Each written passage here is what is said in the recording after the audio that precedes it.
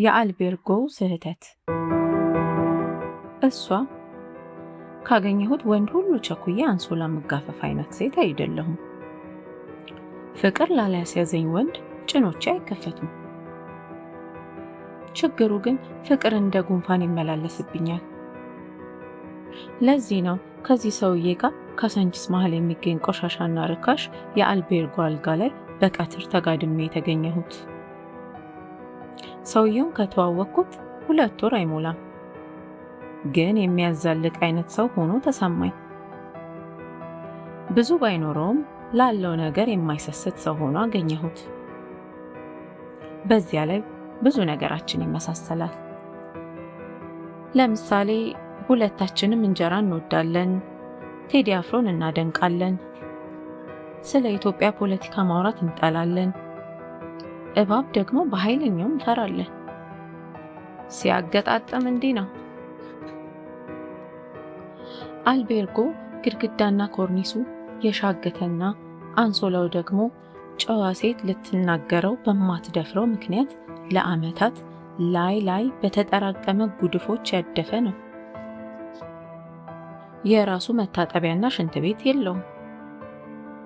ቅልብልቡ አስተናጋጅ ሰዓት ወስኖ ሲያስገባን መደዳውን ከተሰሩ ተመሳሳይ 4 ክፍሎች ጋር ክፍላችን የሚጋራው ሽንት ቤት ኮሪደሩ መጨረሻ ላይ እንደሚገኝ ነግሮኝ ነበር።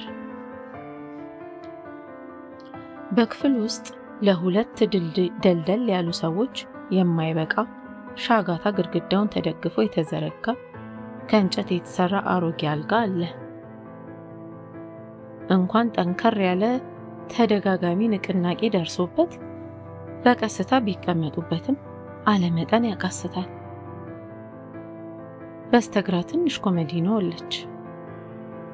በችፍርግ ብረት የታጠረውን አነስተኛ መስኮት ሙሉ በሙሉ ያልሸፈነው መጋረጃ ከመንተቡ ብዛት መርገፍ ጀምሯል።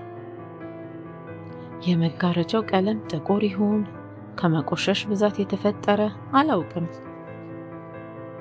2 ዙር አድርገን ስናበቃ ለኔ ቦታ ሳይተው ሙሉ ሰውነቱን ትንሹ አልጋ ላይ ዘርግፎ ሲዘረር ከዚህ ሰውዬ ጋር መተኛቴ ስህተት ሳይሆን አይቀርም ብዬ አሰብኩ። ጥሩ ሰው መሆኑንም ተጠራጠርኩ።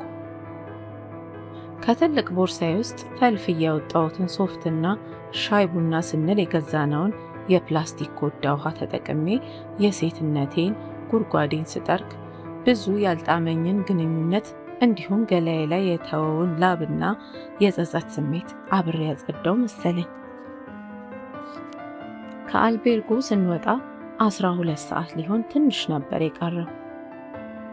የምሽቱ ለስላሳና ቀዝቃዛ ነፋስ በጠባብ ክፍል ውስጥ በግዙፍ ሰውነቱ ስር ታግቶ የቆየ ሰውነቴ ላይ ሽው ብሎ ሲያልፍ 2 ዙር ውስጤን ሰምጦ የወጣው ፍቅሬ ሲያቅፈኝና ሲስመኝ ከተሰማኝ በላይ እርካታን ለገሰኝ። ያኔ ነው ድጋሚ ለዚህ ሰውዬ ጭኖቼን መክፈት ስህተት እንደሆነ ይበልጥ የተሰማኝ። የነፋስ ሽውታ እርካታ የፍቅረኛችሁን የአልጋ ላይ ጨዋታ ካስናቀ ችግር አለ። ሰውነቴን አሳልፌ የሰጠሁት ሰውዬ ከዚህ በፊት እንደሚያደርገው ታክሲ ማግኘቴን እንኳን ሳያረጋግጥ ጥሎኝ ሄደ። ቤቴ እንደገባው ረሃብ ሞረሞረኝ።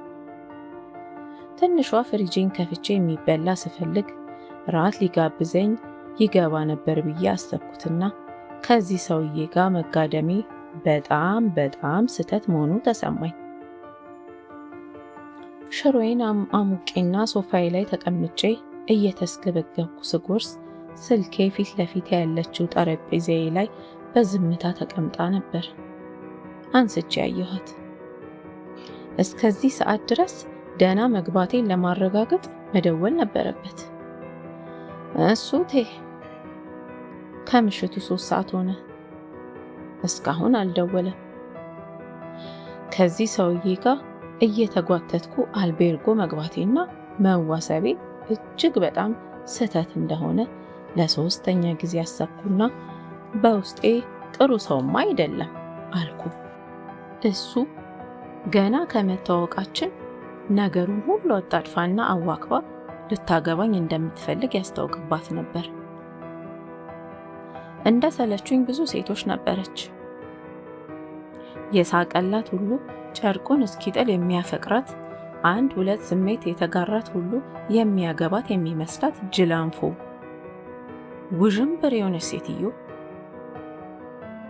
ሁለታችንም ቴዲ አፍሮ መውደዳችንና በኢትዮጵያ ፖለቲካ መንገሽገሻችንን እንደ ትልቅ ነገር ቆጥራ እኔና አንተማ ከአንድ ወንዝ ሳይሆን ከአንድ ስዊሚንግ ፑል ነው የተቀዳ ነው ልትል ዳዳት። የምሯን ነው።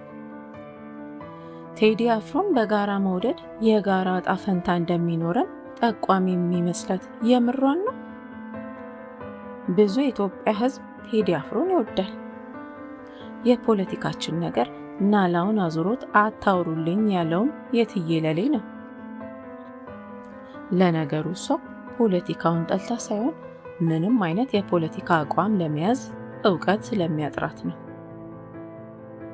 ያም ሆነ ይህ ስንት ሚሊዮን ሰው የሚወደውንና የሚጠላውን ጉዳይ ከቁም ነገር ጽፋ እኔና አንተማ አንዳችን ለአንዳችን የተፈጠርን ነን ስትለኝ እና ራሷን እንደ ልዩ ሴት ስትቆጥር ድድብናዋ ገባኝ። ደደብ ሴት ደግሞ አልወድም። ምናልባት አንድ ሁለት ጊዜ ልጠልዛቸው ካልሆነ በቀር ያነፍሩኛል። ለዘለቄታውማ በምን እንግባባለን? ለብዙ ቀናት አብረን እንድንተኛ እንደምትፈልግ የሚያሳዩ ምልክቶች ስትሰጠኝ ስለከረመች ብናደርግ ምን ቸገረኝ በሚል ለብ ያለ ስሜት ተስማማሁ። ምንም ቢሆን ምንም ባልወዳት ሴት ናት። ፈቃዷ ከሆነ አንድ ወንድ ብተኛት ባላተርፍ አላጎድል። ካሳንቺስ የሚገኘው አልቤርጎ እንድንሄድ ስጠይቃት ፊቷ ላይ እርታ ተስሎ ነበር። ኤሊሌ ሆቴል እንደወስዳት ጠብቃ ነበር። ደረጃሽን ለይ እንጂ የቱ ገላ። ወደ ክፍሉ እንደገባን የሻገተና የቆሸሸውን ግድግዳ፣ የረገበ ፍራሽ የተሸከመውን አሮጌ አልጋ አፈራርቃ እያየች ስትሸማቀቅ ሐዘኔታ ቢጤ ተሰምቶኝ ነበር። ከዚያ ግን በአንዳች ምትሃት ክፍሉን ወደ ቅንጡ ሆቴል ክፍል እንድንቀይርላት የከጀለች ይመስል አንድ ነገር አድርግ እንጂ በሚል ሁኔታ ስታይኝ በቋፍ የነበረው ሐዘኔታዬ በነነ። ምንድነው ከኔ የምትፈልገው? አስገድጄ አላመጣኋት ወይስ እዚህ ርካሽና አሮጌ አልቤርጎ ይዞኝ የመጣው እንዴት ቢንቀኝ ነው የሚል የሴት ወግ እየተፈታተናት ነው? ብዙ ሴቶች ወንድ ልጅ ዋጋሽ ይሄ ነው ብሎ እንቅጩን ሲያሳያቸው ሂሳባቸውን ውጠው ዞር የማይሉበት ምክንያት መቼም አይገባኝ። ስሙኝማ፣ ወንድ ልጅ ውስብስብ አይደለም። ነገሩ ሁሉ ግልጽ ነው፣ ፊት ለፊት ነው። የሚልሽና የሚያሳይሽ ሁሉ ከሆዱ ያለውን ነው። ዙሪያ ጥምጥም የእናንተ ክህሎት ነው። አልጋው ላይ ጋደም አልኩና የምታደርገውን ነገር መጠባበቅ ያስኩ። ደሟ ፈልቶ እዚህማ አልተኛም ብላ ጥላኝ ብትወጣ ግድ አይሰጠኝም ነበር። እንዲያውም ትንሽ ላከብራት እችል ነበር። በእኔ በኩል እዚህ የመጣ ነው ሮሚዮና ጁሊየትን ልንተውን ሳይሆን ቅዳሜ ተስያት በሚሰነፍጥ አልጋ ላይ የፈላ ስሜታቸውን አብርደው እንደሚሄዱ በርካታ የርካሽ አልቤርጎ አልጋ ጥንዶች ልሆን ነው። እዚህ ክፍል ውስጥ በእሷ ፈንታ ማንም ምንም አይነት ሴት አብረኝ ገብታ ቢሆን ግድ አይሰጠኝም። አልሄደችም። ሁለት ዙር አድርጊያት ብል ይቀለኛል። አሮጌው ጣሪያ ላይ ከማፍጠጥ ምቾት በነሳት አልጋ ላይ ለመመቻቸት ከመነቃነቅና ቀዳዳ እንዳለው ግዑዝ ዕቃ ከስሬ ደርቃ ከመዘርጋት በስተቀር ምንም አላደረገችም።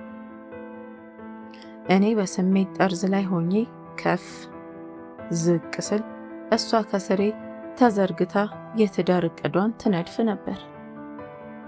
ስንጨርስ ማለቴ ስጨርስ እንደ 80 ሚስቴ አቅፋኝ ልተኛ ከጀላት። ጉድ በል ጎንደር! ምን አይነቷ ቀውስ ናት በማማሞት! ለቀናት ለምናኝ እንደ በግ ተጎትታ እዚህ ቆሻሻ ክፍል ውስጥ ከተደረገች በኋላ ለአቅፋት የምጓጓ ይመስላታል። ጠባቡን አልጋ ሙሉ በሙሉ ተዘርግቼበት ቦታ በማሳጣት ቦታዋን ልነግራት ሞከርኩ። አልጋው ጫፍ ላይ ለአፍታ ኩርምት ብላ ቆየችና ልትወድቅ ስትል ፍንጥር ብላ ተነስታ ሻንጣ ከሚያህል ቦርሳ ውስጥ ሶፍት አወጣች። በሆነው ነገር ዋጋዋን እንዳወቀች በሚያሳብቅ ሁኔታ ፊቷ ጠቁሮ ቅድም ቡና ስጋብዛት ከገዛሁት የተረፈኝን እና አሁን ልጠጣው የፈለኩትን ውሃ ወስዳ የሴትነት ጉድጓዷን አጸዳች። ስንወጣ ነፋሻማው አየር ተቀበለኝ። የመገላገልና የእፎይታ ስሜት ተሰማኝ። አንድም ከስሜቴ አንድም ከሷ ልለይ በመሆኑ አሁንም አጠገቤ ቱስ ቱስ ትላለች። ታክሲ እንዳስይዛ ሳትፈልግ አትቀርም። በዚህ ሁኔታዋማ እራት ጋብዘኸኝ ሳትል አትቀርም። ሁለቱንም ሳላደርግና በቅጡ ሳልሰናበታት በጥድፊያ ተለየኋት። ይሄኔ ጀርባዬን ሰጥቻት እየሄድኩኝ ዞር ብሎ ያኛል ብላ ተገትራ ትጠብቅ ይሆናል። አላደረኩትም። ቤቴ ስገባ ሰላም ገባሽ ወይ ብዬ ለመደወል ወኔ አጣሁ። ይሄኔ እንዴት አይደውልም ብላ ስልኳ ላይ አፍጥጣለች። የራሷ ጉዳይ፣ ሲገባት ይግባት።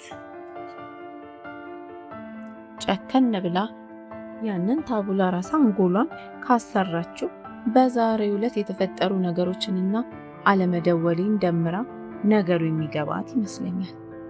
ይገባታል እንጂ ያሳለፍነው ቅዳሜ ከሰዓት ውስጥ እንኳን ጥሎ ያልሄደ ርካሽ ወሲብ የፈጸምንበት ተራ ቀን እንደሆነማ ዛሬ ባይሆን ሰሞኑን ይገባታል።